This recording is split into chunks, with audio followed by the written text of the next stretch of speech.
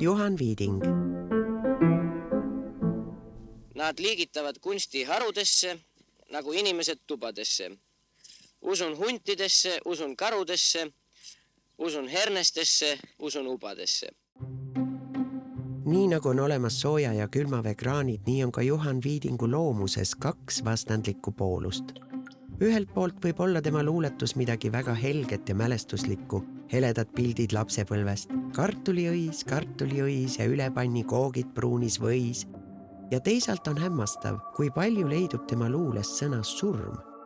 Kõik on surmavalt läbi, mitus ametist tütarlast ujub mu südamest läbi. Väga pikk on esemete surm, väga kiire inimese hääb. Küllap tean, et elu jätk on surm.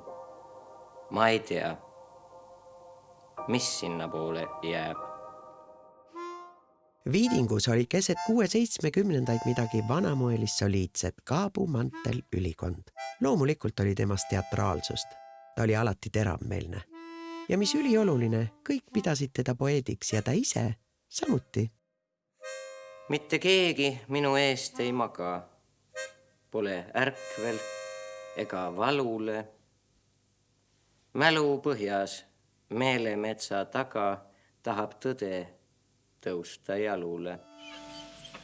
Kuhu te mind viite? Lavakunstikoolis oli Pansol oma õpilasega küllaldaselt raskusi. Kool pidi Viidingule ääre pealt lõpetamata jääma, sest teatritudeng polnud semestri jooksul kordagi laulutundi jõudnud. Appi tuli sõber Tõnis Rätsep, kes saatis meie poeeti klaveril. Laulueksamile ilmus Viiding oma isa eestiaegses ülikonnas. Põlev sigaret näppude vahel vaatas ta lauluõpetajale sügavalt silma ning laulis. Mis olen sinuta, sigaret, mis tuleta. Nii sündis Aamor trio, mis hullutas naisi kui ka mehi.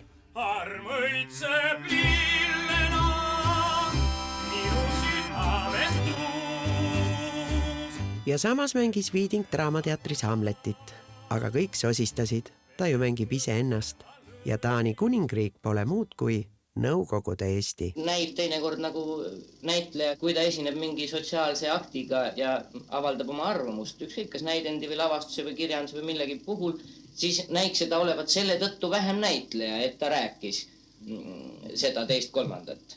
Just nagu oleks ta rohkem näitleja siis, kui ta üldse ei räägiks.